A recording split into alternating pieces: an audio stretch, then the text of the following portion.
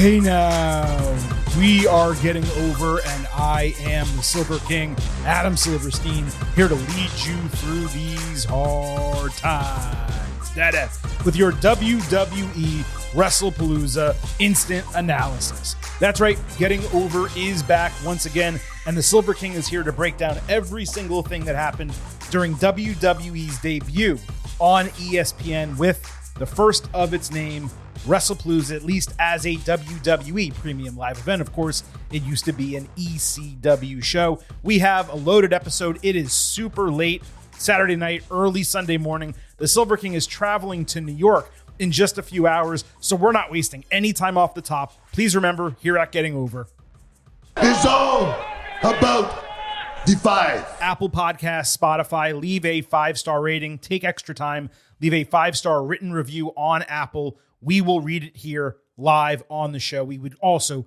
greatly appreciate if you go ahead and do that. Follow us on social media at Getting Overcast, Twitter, Blue Sky, YouTube. On Twitter and Blue Sky, you get episode drops, news, analysis, highlights, all of that good stuff. You can send in questions and comments for the show. We want your thoughts, both on WWE Wrestlepalooza and AEW All Out. We will factor them into our second look segments later this week. You can also vote in pre- and post-show polls on Twitter around premium live events and pay-per-views. YouTube, you can listen to the show. You can watch our interviews over there. Lastly, please do not forget, I happen to love the number 5. and I hope you do as well. $5 a month, $50 for the entire year. You can become an official Getting Over head. Just visit buymeacoffee.com/gettingover. Sign up. You'll get bonus audio, the fastest 5 minutes in professional wrestling, instant reactions to every major show, exclusive news analysis posts every week. Again, that is buymeacoffee.com/gettingover. We're a free show. We're an ad-free show. We would greatly appreciate your support. Because this is an instant analysis, I would normally crack open a cold one, but vintage Chris Vanini is still driving home from a college football game that he attended. He hasn't even watched Wrestlepalooza, so the last thing I'm going to do is crack open a beautiful craft beer and let it sit here getting warm while I speak off the top extemporaneously for all of you. With that said, let's just get into the show. Your WWE Wrestlepalooza instant analysis. We're going to go over every single thing that happened on the show, my watch experience. We'll give you grades for the individual matches, where we believe stuff will move forward from here. We'll wrap it up with a reminder of our pre-show expectation grades, along with our final post-show grades for Wrestlepalooza. So a bunch of stuff off the top here before we get to the match breakdown. It is crazy to me that Xfinity sponsored Wrestlepalooza, yet Xfinity subscribers could not get ESPN app access for the show due to an old carriage agreement that had not been renewed. In terms of my personal viewing experience, I tried the ESPN app on 2 systems, Sony Android for my Bravia TV and my Roku streaming stick. Sony Android, which is my main big TV that I spent a ton of money on. The video was buggy. It was mostly a sharp feed, but it was jittery and stuttery here and there. Delayed audio no matter how many times I refreshed. And there were no commercials outside of the promotion that WWE runs. I was strangely unable to fast forward after a certain point once the show ended. It got me all the way to the mixed tag, and then I had to watch live. Also, because of the jittery video, it created a lag where the show ran probably 1/10 of a second slower than it should have. That led to a significant delay behind the live broadcast by the time it ended. I will not watch on the ESPN app from my Sony Bravia TV again, which is a shame because it's my main TV. That means I'm going to have to use a VPN and Netflix going forward. But if I was using Roku, and those of you who have Apple TV or Amazon Fire or anything else, you can tell me if it was okay for you. You know, you could definitely use this, but the ESPN app was extremely rough. Conversely, again, my Roku feed had a perfect picture and perfect audio, but it had commercials. Why the difference? I have no earthly idea. It was also way faster, allowed me to fast forward and rewind whenever I wanted. I cannot make sense of the differential between the two, but as someone who has used the old ESPN app plenty, it's always been terrible. And despite the changes and upgrades, it clearly has not improved that much, at least given my Sony Android experience. The setup for Wrestlepalooza was nothing special from any other arena show. It was basically like Raw with an LED stage and ramp. There was a 5-minute WWE ESPN introduction that was extremely strong, but it was oddly interrupted by pyro, like as the video was ongoing, and I couldn't figure out why. Paul Levesque then stood in the middle of the ring, just like he did at the Netflix Open, saying this was the final form of wrestling and sports entertainment. After watching the show, not to give too much away, let's hope that's not the case. More pyro after that. They probably spent more money on the pyro budget for this show than WWE did from 2014 to 2019 under Vince McMahon. Overall, the start was definitely hype, even if a bit contrived. Michael Cole also said a bunch of times that Wrestlepalooza was for all the fans, but also all the boys and girls in the back, because it meant WWE had arrived since it was airing on ESPN. I thought it arrived when it aired on Fox. I thought it arrived when it aired on Netflix. Apparently, we were waiting for ESPN this entire time. Then Pat McAfee made a grand entrance, so the first person to make a WWE entrance on ESPN was not a legendary superstar, but Pat. Now, to be fair, it was an incredible response given the location in Indianapolis, though Cole feigning surprise that he was there, that was ridiculous. What stood out to me from the broadcast is that most of the video packages, I believe, were not aired, because I think WWE didn't want to go from commercial to promotional videos to video package all before a match. That would not have been a great viewing experience, but the packages add so much for new viewers. And this was an ESPN debut, so you should want to educate people. That was really confusing to me. The only one I specifically recalled was before the main event. It's possible there were others. Please tell me if there were others and I just got it wrong. I heard some people had empty arena shots during breaks, whereas I had either commercials or a "we'll be right back" type of screen. I'm not sure why one feed would differ from another when ESPN does not, to my knowledge, have a commercial-free package. So how people could have three different viewing experiences, I just don't understand that. Lastly, when I spoke all this time about WWE counter-programming the Silver King's life over the last couple of weeks, this show started 30 minutes before my Florida Gators football game. The show started at 7. The game was supposed to start at 7:30. They pushed the game back to 7:50. But because it took 21 minutes for the first bell to ring, they barely got the first match in before my game started. But that's only because of the way it was booked. And that is where we are going to start tonight's instant analysis breakdown. Oh, sorry. There was also a new Then Now Forever Together intro, moving away from the rip-off Marvel version. It was well done. I'd like to take a closer look at it. I don't know if I like it better necessarily. Anyway, we're going to begin where Wrestlepalooza began. John Cena against Brock Lesnar. And I did forget to mention off the top that any go-home stuff that happened on SmackDown Friday night that directly relates to Wrestlepalooza, we will also break down in this section. Michael Cole opened SmackDown ready to walk backstage to interview Lesnar, who met him on the ramp and literally carried Cole over his shoulder around the entire ring, up the steel steps and through the ropes. Then he pulled Cole up by his tie, leading Corey Graves into the ring to help, only for him to take an F5, his first bump in 4,185 days, 11 years, 5 months, 15 days, longer than CM Punk's absence from WWE, just to put that in context. Then Lesnar grabbed the camera, screaming that he's coming for Cena and Saturday is D-Day, before hitting Graves with a second F5 just for good measure. The crowd booed Brock, then chanted one more time, then booed him when he didn't deliver on top of that at the end. WWE immediately cut to break before coming back with no commentary. Highlights ran with Cole concerned about Graves as he got braced, boarded, and rolled out of the ring. Lesnar then came across Paul Heyman and The Vision, telling Heyman they should talk. Cole was distraught, picking back up the headset, saying he's never felt that helpless before, and he's scared that Cena may not even have the answer to Lesnar. He stayed that way during the show. Look, man, we've all been down in the dumps on the lack of storytelling for Cena Lesnar, and to be perfectly clear, it's ridiculous and almost comical that WWE took another planned Lesnar interview segment and found a different way to get out of it without him even providing a shred of motivation for wanting to fight Cena. That said, this was awesome. WWE under Vince McMahon used to do announcer bumps and bullying all the time. The only time this has happened recently in WWE was Pat McAfee, and that's someone who has wrestled, and obviously they were directly building a wrestling match. Graves actually got cleared in 2022, so it's kind of incredible, given his experience and relative youth, that he had not gotten involved in something like this over the last few years. It remains odd that Cena randomly flipped to Raw while building a feud with Lesnar, who has only shown up on SmackDown.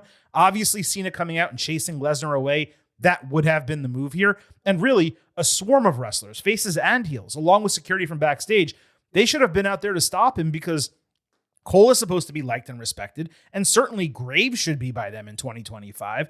But okay, suspending disbelief, The setup for Graves to bump like that, it was phenomenal. The segment absolutely crushed, and Cole sold it incredibly well after the fact.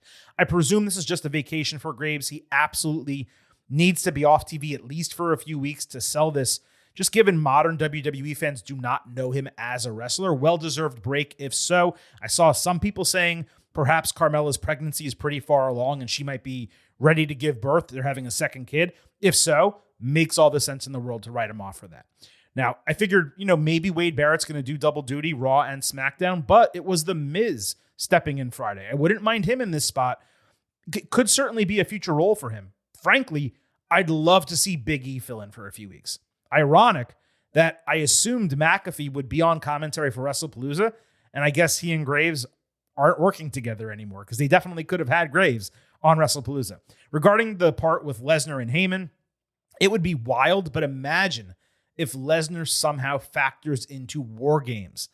The Vision and Lesnar against the team involving, Bloodline dudes, maybe LA Knight. You can throw Gunther into the mix. You want to run Gunther and Lesnar at some point, maybe at WrestleMania this year. That was a match they were planning to build 2 years ago. So doing it in 2026, technically, would make a lot of sense. We're getting off topic, but a lot happened here, and there's a lot of possibilities ahead.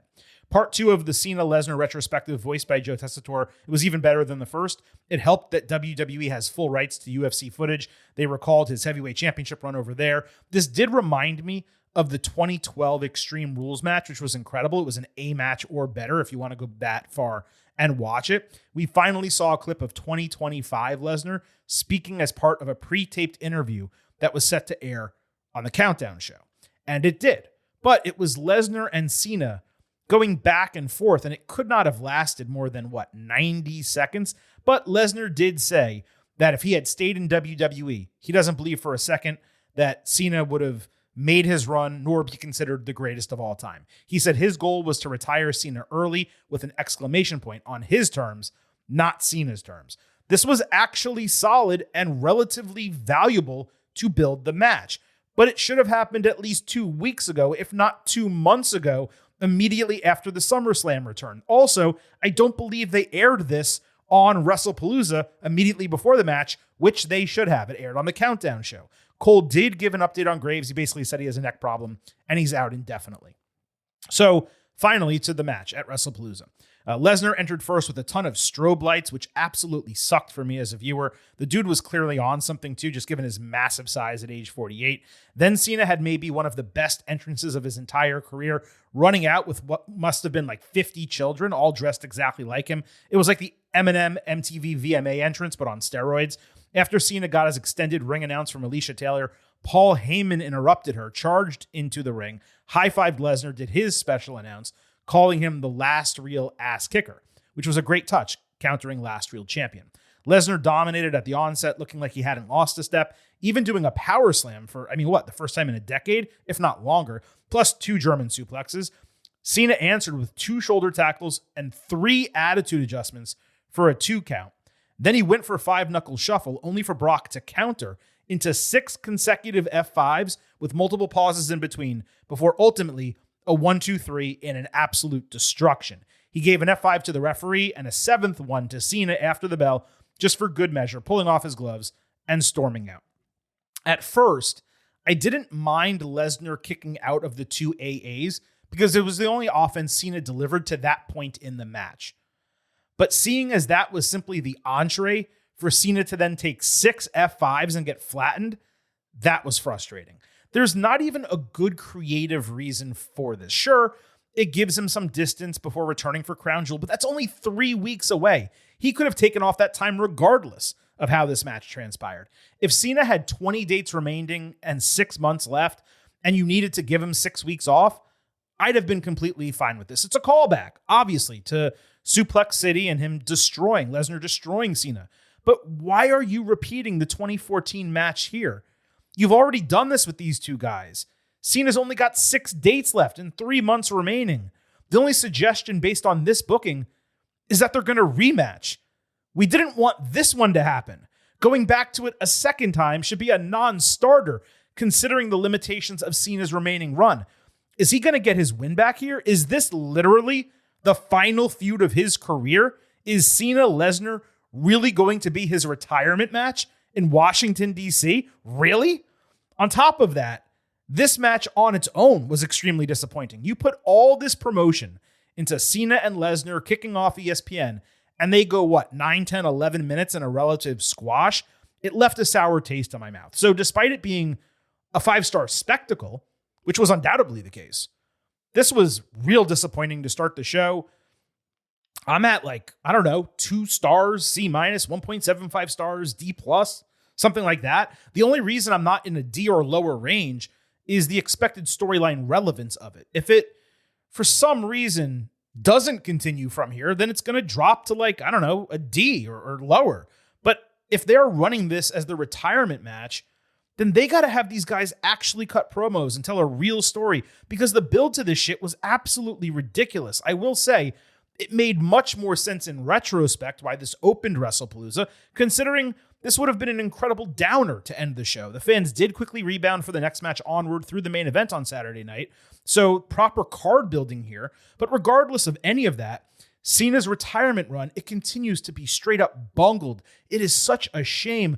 No matter what Paul Levesque has done well from a creative standpoint in 2025, and there's a lot of positives. We ran those down on the Ultimate Preview. The women's division booking coming out of WrestleMania, the matches they've been able to put on, the Vision stuff I personally like, the CM Punk stuff with Seth Rollins and AJ Lee coming back, Naomi, I can go on and on. There's a lot of really good booking for WWE in 2025.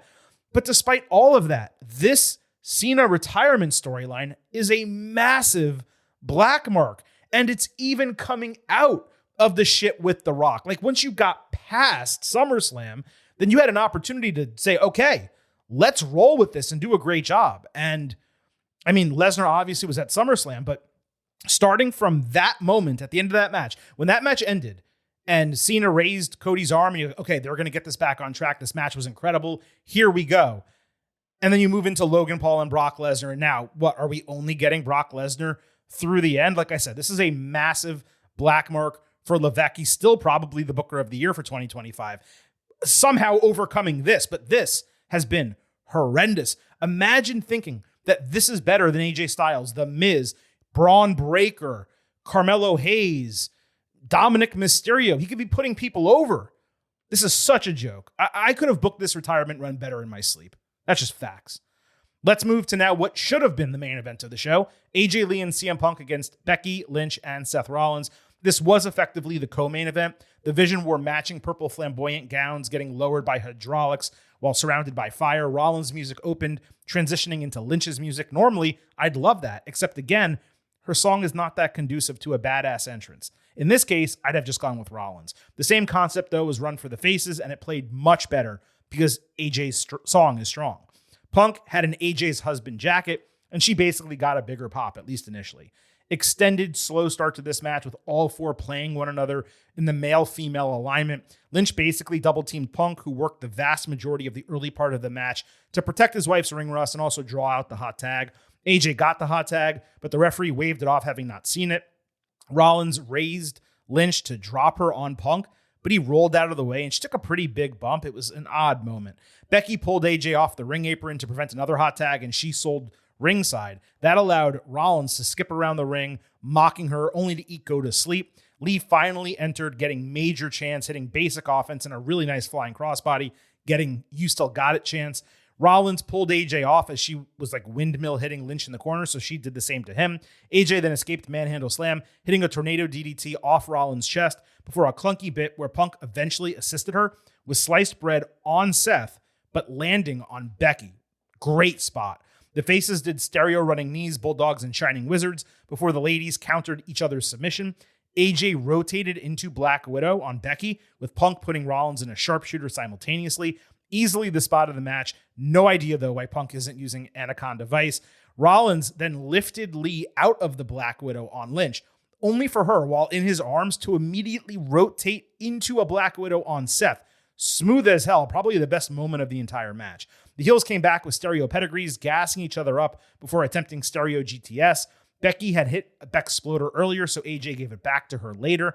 Rollins did the heel move of the match, pulling Lee's feet out from under her in the corner for a big bump. Punk responded by hitting him with the stomp. When Lynch smacked him around, he went for a sharpshooter that Rollins thwarted. Lynch took advantage by actually executing the sharpshooter, which he sold, but reversed until Rollins took him out with a pedigree and a stomp.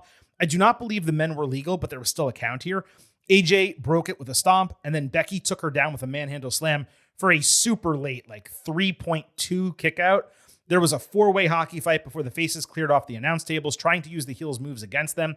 After a bunch of counters, Becky literally threw AJ off of one table into Punk, who collapsed the other table with Rollins on his shoulders. AJ, back in the ring, countered manhandle slam into a Black Widow with Lynch tapping out cold. She jumped into Punk's arms, AJ did, for a kiss after the celebration, and he was all about putting her over after this match. This is extremely tough to determine at what level I enjoyed this. On one hand, it was awesome seeing all four working together, AJ getting back into a groove. She found it late in the match. On the other, it fell below expectations. But perhaps my expectations were too lofty here. I thought this had a chance to be possibly the best match of the night. It was booked pretty well with the move trades and the callbacks. There was enough action between the men and women, so it wasn't mind-numbing with them being kept apart. And all of it was done in a way to avoid direct punches and kicks, yet still make the moves impactful. Perhaps most important is the women got equal time to the men, and AJ beat Becky, which was necessary to continue the feud. It was Lynch's first submission loss in 6 years, dating back to the 2019 Royal Rumble. And that is exactly what they needed to do. Bex was obviously the MVP of the match. She made AJ look like $1 million here, as was the case with the other tag team match, which we'll discuss later. This devolved into tornado rules over the latter half, sensible from the standpoint that the men and women can only fight one another, and everyone watching wanted to see them work together, but hardly ideal given the rules were thrown out the window. Due to the sluggishness in the beginning, the relatively quick finish, and really just the overall chaos, I'm at 3.5 stars B, but I could go up to a B+ on rewatch. Maybe when I'm less tired and more attentive, I'll feel that way, but I think a high B is the right grade here. The WWE Championship between Cody Rhodes defending against Drew McIntyre main evented Wrestlepalooza, a contract signing between them main evented SmackDown, with Rhodes entering before McIntyre could speak. Cody looked great with brown shoes and a navy suit, which is very much my look. He recalled how they actually won the tag team titles together on Friday's date years ago, but no one cared back then or even now about it. Cody said the Scottish Warrior has become a keyboard warrior despite going on an incredible run a few years ago, and he dared him to go send a post while they were in the ring together. McIntyre literally tweeted, "Thank you, Cody," saying the reason he said that is that he was serious.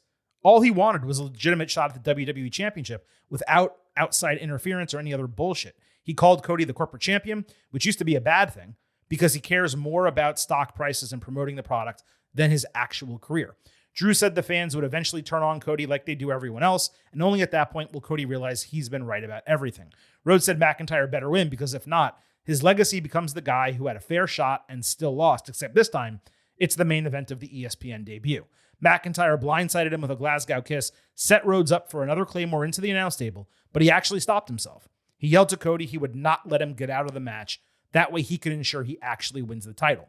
While Drew thought he stood tall here, Cody respawned from ringside, caught him with a tope suicida, leading to a pull-apart brawl. McIntyre was able to catch Rhodes with a big boot to the face, and that was the final spot for the show. This took me on a little bit of a ride, from the standpoint of thinking Cody was clearly retaining to believing a bit that Drew could do it. End of the day, as you heard on our go-home show, Vintage and I both stuck with Rhodes retaining the title. My assumption coming in is this would be the first of a series of matches, with McIntyre winning, while hopefully winning at some point after this. This was indeed the main event, as I said. Rhodes hit a Cody cutter early, but sold it as if he was all out of sorts, not on his game, struggling from Drew's multiple prior attacks. McIntyre threw him into the ring post and over the announce table. Then he did an Alabama slam into the top of the steel steps. Cody rebounded by climbing the ropes for a superplex, continuing to sell the impact of every move, including his own offense. He had a disaster kick and a delayed Cody cutter. Drew had a nice counter to Crossroads, just kneeing the dude in the face. Then he hit a leaping Glasgow kiss with Rhodes on the ropes, bringing him down with an avalanche white noise after the fact. Then Rhodes countered Claymore with a weak powerbomb stack. Cody avoided another Claymore, moving into a figure 4 leg lock. Drew escaped and ripped off a turnbuckle pad, chucking it out of the ring, getting Rhodes in a roll-up with the referee having been moved out of the ring, unable to count. Cody drove McIntyre into the exposed turnbuckle, hit a crossroads for a false finish. McIntyre then hit a tope con hero and a Claymore for a false finish. McIntyre was prepared to Claymore Rhodes into the announce table again, but the referee stopped him cold. When he finally moved the ref out of the way, Cody dove to the side and Drew completely crashed into the table, selling a serious leg injury as a consequence. McIntyre still countered a disaster kick with a Glasgow kiss, but his leg gave out trying a Claymore. Rhodes took advantage with the top rope Cody cutter and crossroads to retain the title. My greatest sigh of relief here is that the turnbuckle and crossroads spot earlier did not end the match immediately after it had been exposed, and we actually got a decent amount of action after that. That is one of my greatest pet peeves that was avoided, so thank you. The finish was actually strong, excuse the loss for Drew, and commentary even explained the referee was invested in the Claymore not happening because he was the same one who saw it go down on SmackDown. I believe he was also the one who stopped Orton from punt kicking McIntyre, if memory serves. However, this was yet another example of McIntyre losing a world championship match due to little fault of his own. We knew Cody was winning the entire time, and perhaps it was booked this way so Drew has a reason to demand a rematch. I mean, I would if I was him. The work was extremely strong bell to bell. Loved the story told in the match of Rhodes seemingly being on his last legs due to McIntyre's actions, Drew knowing how to take advantage of Cody at every turn. But the only way this works is with a rematch, and ideally, McIntyre winning the title. I mean, that's got to be the way they're going here. Unfortunately, given it was confirmed the crown jewel matches will be champion versus champion, and they did say that in a press release previously, but you know WWE, they changed their shit. It's going to be Cody Rhodes against Seth Rollins at Crown Jewel, which means this match, you're not going to do this on TV. It's probably not going to happen until frickin' Survivor Series. So, you know, is that a positive thing? Like, do they run that match and do they do it at Survivor Series? And do they excuse this out that Cody's wrestling Seth and Drew, because he now has a leg injury, he can sell that for a month and come back after the fact, maybe even cost Cody the Crown Jewel Championship if they still actually do that thing on the show, fly over to Saudi Arabia, cost him that, and that builds their actual title match. Maybe that's what they're doing. And if we get that and the match happens and McIntyre wins the title, it's all going to be worthwhile. If they rematch and he loses, or this is the one shot, I'm going to be immensely frustrated. 3.75 stars, B+. Ultimately, the mixed tag should have main evented over this. Women's World Championship, which was vacant.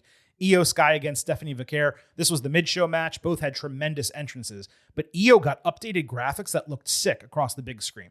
High quality work immediately at the bell. The crowd popped for moves, but seemed tired until Io went on a heater and actively pumped them up with her signature sequence ending in a tope suicida. Vaquer prevented a sunset flip powerbomb off the apron with double knees to the chest and a slingshot tope, plus some German and back suplexes. Io rolled through a devil's kiss attempt with a double stomp to the midsection. Vaquer stopped over the moonsault, connecting with a dragon screw, but Io escaped an SVB setup, moving into a hurricanrana. She followed with bullet train attack, but Vaquer got double boots up to counter over the moonsault. Stephanie continued working Io's knee with another dragon screw off the ropes, adding devil's kiss. I legitimately believe Wade Barrett calling it bouncy bouncy is more juvenile than Booker T gooning all over it. It's much better, much more entertaining. Vaquer hit the old SVB backbreaker finisher, which Barrett called like it was still her finisher for a false finish. Io took her off the top with a great avalanche Spanish fly. Sky exposed her knees before hitting bullet train attack and a running knee. Vaquer avoided over the moonsault with Io selling her knee, landing directly on the canvas. She followed with her incredible spiral tap to win her first WWE championship on the main roster in approximately 21 minutes. Io made sure to physically hand her the title before she celebrated, putting Vaquer over as legitimate in the finish. It was a touching moment between them. They were on their knees, the loser presenting the title to the winner, bowing in respect to each other. It was great. Strapping Stephanie up just over, 3 months after she officially moved to the main roster full time, it tells you everything you need to know about WWE's belief in her long term. I think she's held 3 championships now in this company, despite being there less than a calendar year. It's crazy, especially when you consider they put her over Io squeaky clean without any interference or even like a devastating injury angle. She had an injury angle. She sold the knee, but Stephanie did her job. She won straight up. There was an emotional celebration with her father ringside. He even got to hold up the title. That was super touching. Now, did this live up to the 5-star ceiling that was possible for it? No. Did it get enough time for both women to shine? And did Vaquer get put over massively in victory, celebration time, and all after the fact? You bet your ass. This was a definite A match. I'm going to need to rewatch, but the way it flowed so smoothly without relying too heavy on like finisher spam, I'm at 4.5 stars A on this first watch. It was technically a perfect match from bell to bell. No notes at all. I'm curious as to why Vaquer used the old SVB and never the new one, but going with Spiral Tap, I believe only the second or third time she's used it since debuting in NXT. That was a more spectacular finish, which is really what you want when you're crowning a champion. It was also the cleanest one she's ever hit in WWE. Pleasantly surprised there was no Asuka involvement, but shocked that Rhea Ripley did not somehow make her way onto the first WWE on ESPN show. I presume Asuka gives Io the business on Monday because she lost and something develops with Ripley there. They tag it out and move on. But don't forget, Ripley did challenge Vaquer, or basically said she'd be coming after Vaquer. And they did give that away on Raw because she's the one that she said it to and not Io. So that is like the second time in 2 or 3 months WWE has done something like that. But now it's going to be, dependent on who ultimately wins the title, the other women's title, the WWE Women's Championship on SmackDown. It's going to be Vaquer against that person, maybe Tiffany Stratton at Crown Jewel. So that means Rhea Ripley is going to need a major match. And I do believe we're going to see Kabuki Warriors against Io Sky and Rhea Ripley on that show. Levesque said in the post-show that Vaquer had actually been off WWE TV over all these multiple weeks due to an extended illness, which is the reason why the build was so jagged and delayed. Now it all makes sense, especially when you consider that these were changed plans because of Naomi's pregnancy. Ultimately, they ended up in a really good spot. Vaquer winning the title was somewhat of a surprise to me, but you really, really cannot disagree with the move. You're going to strap a rocket to someone, strap the effing rocket to someone, and that's exactly what they did here. We had the Usos against the Vision.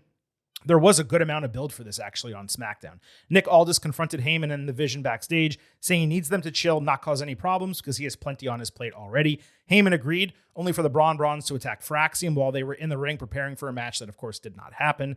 Heyman then talked shit in Samoan, only for Fraxium to hit stereo missile dropkicks from the top rope, stereo tope suicidas, and stereo tope cannonballs to take out the heels. So Aldis appropriately made the match. We had Fraxium and Vision.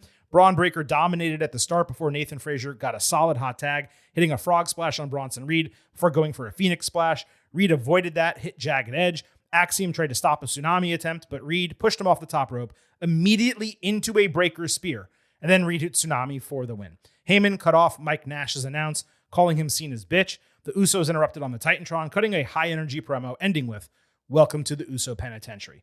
In the history of WWE, and really wrestling, when heels do something like this to a team that has not been on TV a lot, they're just cannon fodder that ultimately look like shit as a consequence. So I was more than pleasantly surprised for that to not only not be the case here with Fraxium, but they got up on the heels after their attack and got a match on the back end. Now, it would have been nice for the match to be longer, but the overwhelming size differential, it really did excuse the short match, and the finish was tremendous.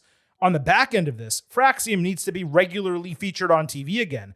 They've cooled off significantly from when they were heavily involved. Another consequence of the Wyatt Six being forced into a loaded division. Reminder that Fraxium was the best tag team in the world for all of 2024 and most of 2023. Now they barely work. It's a joke.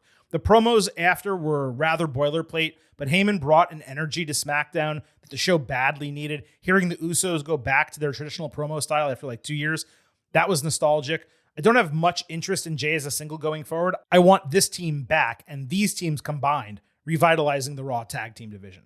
Second on the card, LA Knight was added as a special guest referee on the countdown due to a pre-show brawl with the teams. Knight basically said he would only be there to count the 1, 2, 3 or call for a submission. The Usos entered through the crowd to day one-ish, but Jimmy literally stopped the music, grabbed the mic, and told fans, "Put your lights on so we can all yeet together." It looked cool, but it paled in comparison to Backlash last year.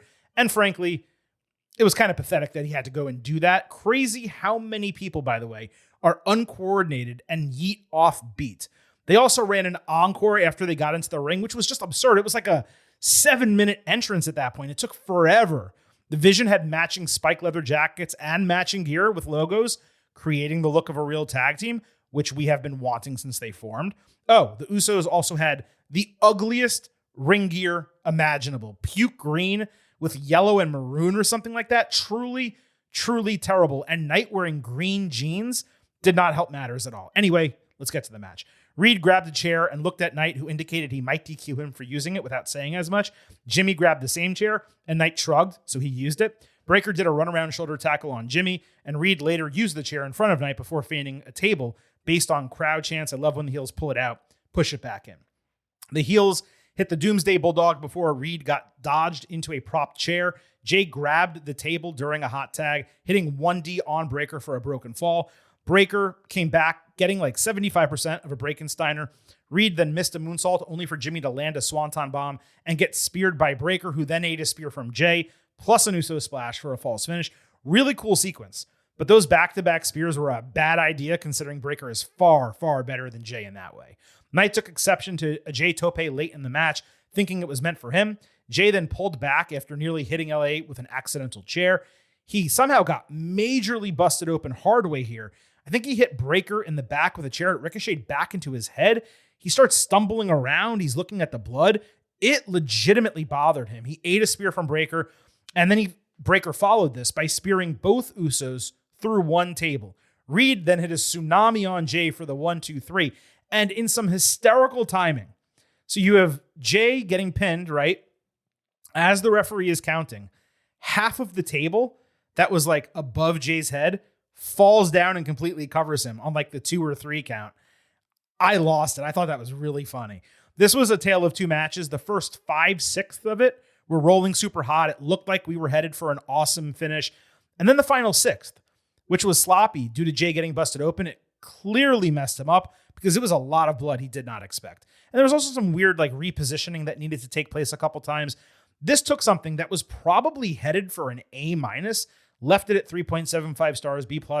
It might go down on rewatch to a B. I got to see it with clear eyes, but there was a lot of really hot spots and good wrestling here. And that doesn't, necessarily equate to an A-level match for me, but it can get a B+. And that's how I felt.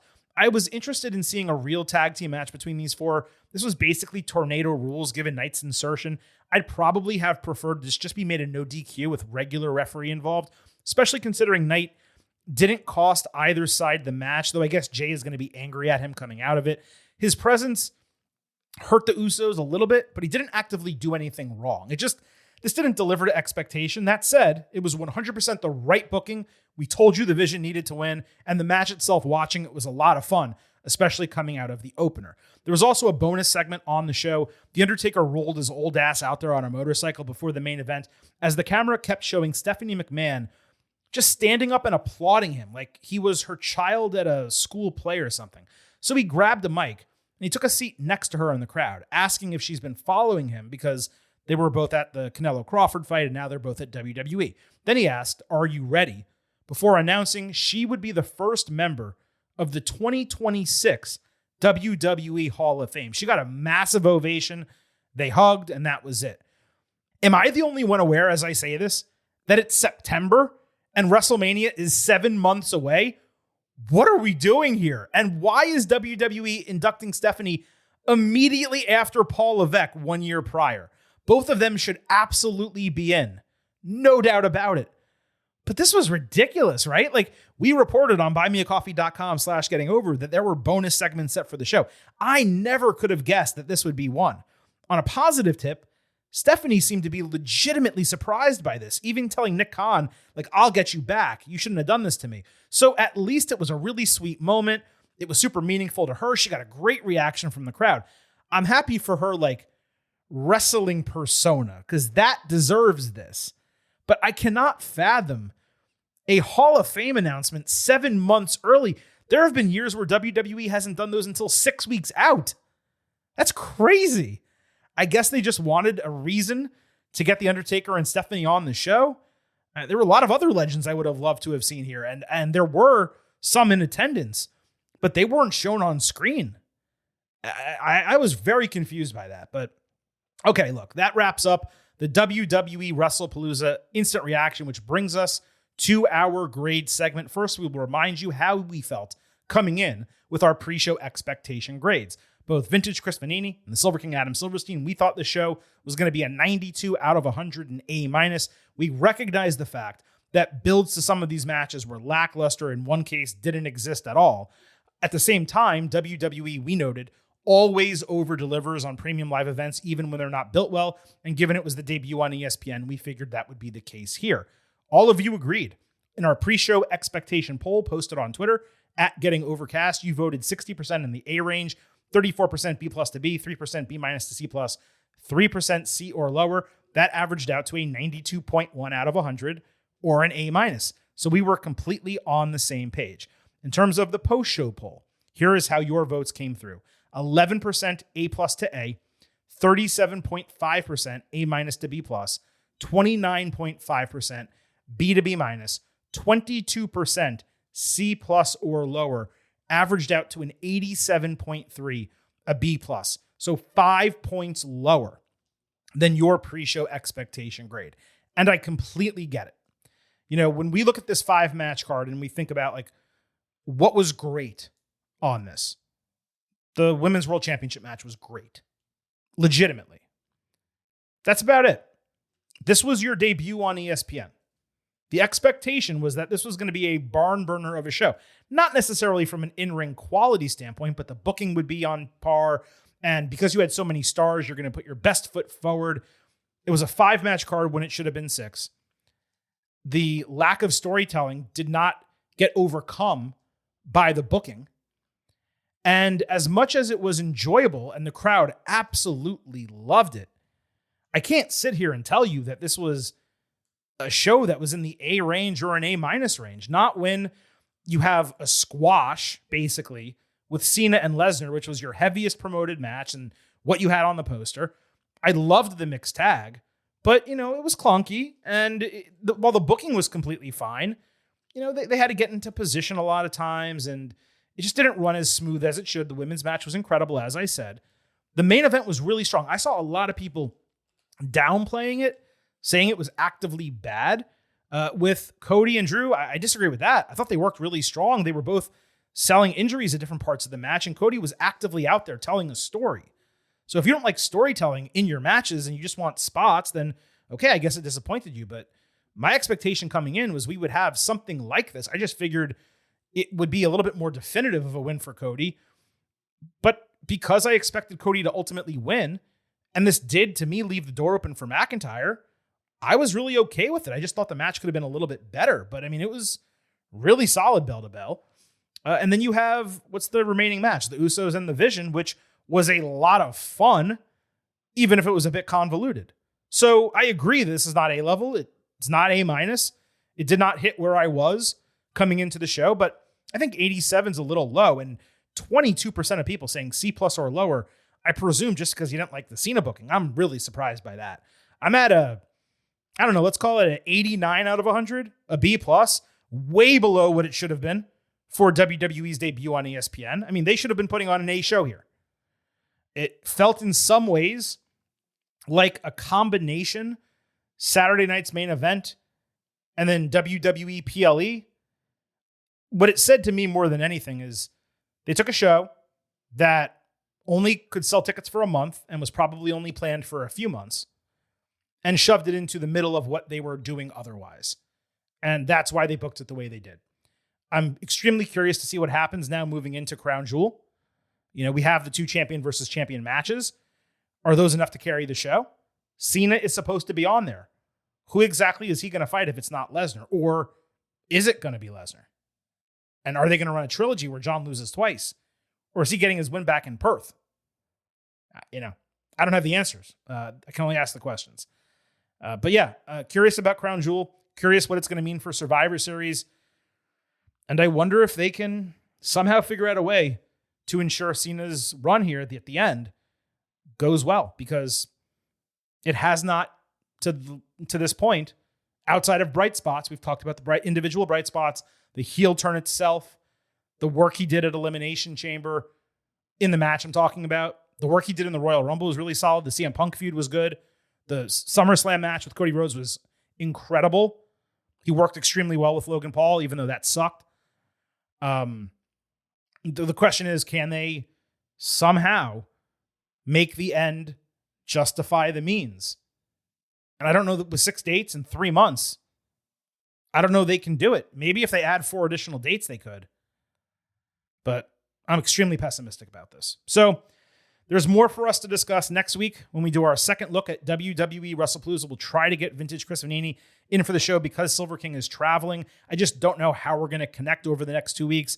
We will try to figure everything out best we can. For those of you wondering about AEW All Out and an instant analysis for that, I was unable to complete watching the show on Saturday night, Sunday morning. I have to go to sleep. I have to travel in the morning. I have 3 matches left to watch. I will try to watch those while I'm traveling. I'll try to cut a podcast as soon as I possibly can, ideally before Sunday is over. It just depends on the noise level of where I am and if I can give you a decent quality recording. If I can, that is exactly what I will do.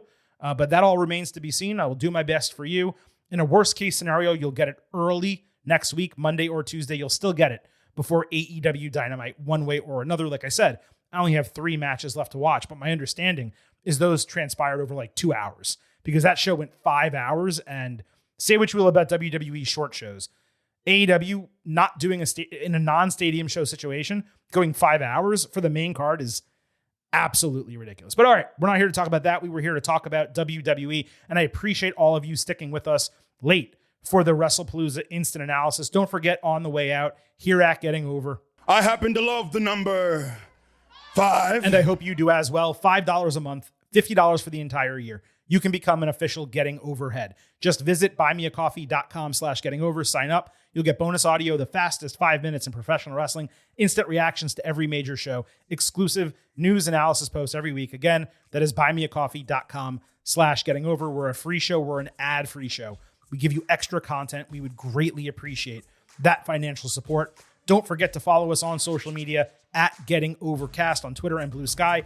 Episode drops, news analysis highlights. You can vote in polls. You can send in questions and comments for the show. And please do send them in for Wrestlepalooza. I promise we will get to them on Tuesday. On YouTube, you can listen to the shows. You can watch our video interviews as well. And lastly, please do not forget, it's all about Defy. So head over to Apple Podcasts and Spotify. Leave a 5-star rating. On Apple, take a little extra time. Leave a 5-star written review. If you do, we will read it live right here on the show.